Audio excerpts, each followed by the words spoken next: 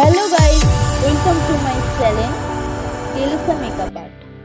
তোমরা সবাই কেমন আছো? আশা করি তোমরা সবাই সুস্থ সবল ভালো আছো। ভিডিওর শুরুতেই বলে রাখি, যারা আমার ভিডিওটা নতুন দেখছো, যদি সাবস্ক্রাইব না করে থাকো অবশ্যই একটা সাবস্ক্রাইব করে দিও, আর পাশে রাখা বেল আইকনটি প্রেস করে দিও, যাতে আমি নতুন কোনো ভিডিও ছাড়লে সবার আগে তোমাদের কাছে চলে যায়।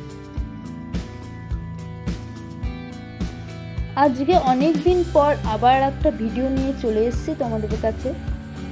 তো আজকে ভিডিওটা দেখেই বুঝতে পারলে যে আমি কিসের উপর নিয়ে এসেছি। ফুল হ্যান্ড ওয়াক্সের উপর নিয়ে এসেছি, চকলেট ওয়াক্স নিয়ে এসেছি। তো ওয়াক্স করতে গেলে কি করব না করব সেইগুলো তোমাদের সঙ্গে আলোচনা করব, আর কিভাবে করতে হবে না করতে হবে সেইগুলোও বলবো, আর করলে কি হয় না হয় সেইগুলো তোমাদের সঙ্গে আলোচনা করব।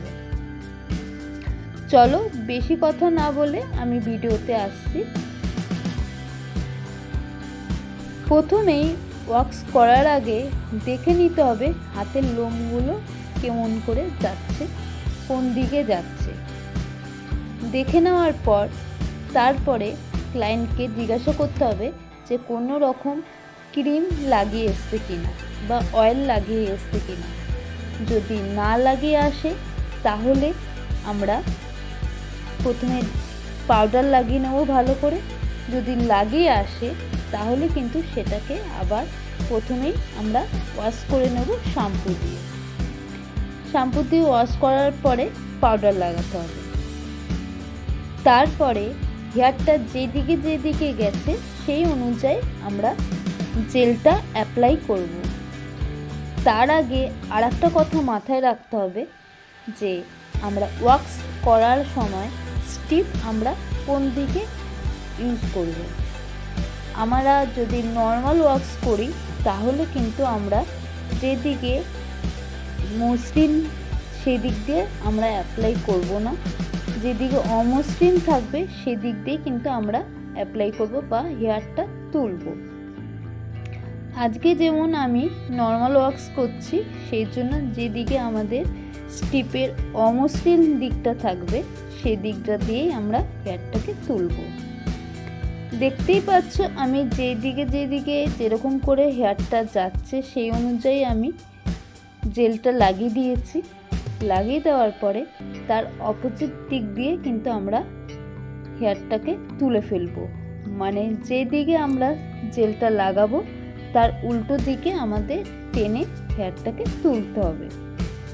যেদিকে জেলটা লাগিয়েছো সেই দিকেই যদি তোমরা স্টিপ দিয়ে হেয়ারটাকে তুলতে যাও তাহলে কিন্তু হেয়ারটা উঠবে না, ভেঙে ভেঙে যাবে। সেই জন্য তার উল্টো দিকে কিন্তু তুলতে হবে। ওয়াক্স কিন্তু অনেক ধরনের হয়। অ্যালোভেরা ওয়াক্স হয়, হানি ওয়াক্স হয়, চকলেট ওয়াক্স হয়, লিকা ওয়াক্স হয়, রাগা ওয়াক্স হয়। ওয়াক্সের মধ্যে অনেক রকম ভাগ থাকে, অনেক রকম হয়। তোমরা কোন রকম ওয়াক্স করতে চাও না চাও সেটা আমাকে কমেন্ট করে জানাতে পারো। সেই অনুযায়ী আমি তোমাদের বলে দেবো কেমন করে হেয়ারটাকে তুলতে হবে বা কী করে অ্যাপ্লাই করতে হবে। আমি আজ যেরকম চকলেট ওয়াক্স করছি, আর আমরা নর্মাল চকলেট ওয়াক্স করতেই পছন্দ করি, কারণ চকলেট ওয়াক্স করলে কিন্তু ট্যান অনেকটা উঠে যায়, আর গরমকালে করলে তো আরও বেশি ট্যান ওঠে। তার সঙ্গে সঙ্গে কালো প্যাচের মতো যেটা হয়ে থাকে সেটাও কিন্তু উঠে যায়। ওয়াক্স করলে আমাদের হেয়ারটা কিন্তু অনেক দিন পর গ্রো হয় বা অনেক দিন ধরে কিন্তু আমাদের হেয়ারটা উঠতে দেরি করে। আর ওয়াক্স করলে আবার আমাদের ট্যানও উঠে যায়, সেটা আমি তো বললামই। তার সঙ্গে সঙ্গে আমাদের কিন্তু হেয়ার গ্রোথও কিন্তু অনেকটাই কমে যায়। যাদের দেখবে যে খুব গ্রোথ, খুব হেয়ার আছে হাতে বা পায়ে, সেখানে কিন্তু যদি তুমি নিয়মিত করতে পারো ওয়াক্স, সেখানে কিন্তু হেয়ারটা অনেকটাই গ্রোথ কমে যাবে দেখতে।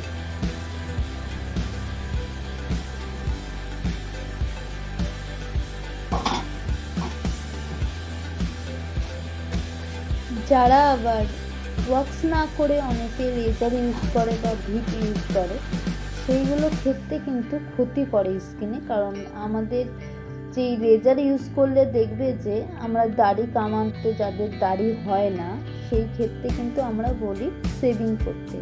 শেভিং করলে কি হয়, শেভিংয়ে আমাদের হেয়ারটা গ্রোথ বেশি হয়। সেই জন্য আমি বলবো লেজার ইউজ না করার জন্য। লেজার না করে তুমি যদি একটু কষ্ট করে প্রথম করতে গেলে একটু কষ্ট হয়, কয়েকবার করলে কিন্তু ওই কষ্টটা আর হয় না। যেমন আমরা আইব্রো প্রথমবার করতে গেলে একটুখানি বেশি ব্যথা লাগে, তারপরের বার করলে কিন্তু অতটা সেরকম লাগে না। ওয়াক্সের ক্ষেত্রেও কিন্তু সেটাই হয়, প্রথমবার যখন করা হয় তখন একটু বেশি ব্যথা হয়, তারপরে কিন্তু ব্যথাটা হয় না। দেখো, আমি কথা বলতে বলতে আমার প্রায় অনেকখানি হাত হয়ে গেছে।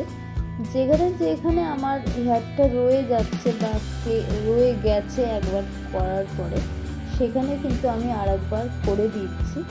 আর একটা কথা হচ্ছে, হাতে যখন করবে তখন কিছু কিছু জায়গা সেন্সিটিভ থাকে, সেই জায়গাগুলো একটুখানি টেনে বা আস্তে আস্তে একবারে করতে চাবে না, আস্তে আস্তে করবে যাতে ক্লায়েন্টের কম লাগে। আর করার সময় স্কিনটাকে নিচের দিক দিয়ে টেনে ধরবে, তাতে ব্যথাটা কম লাগে।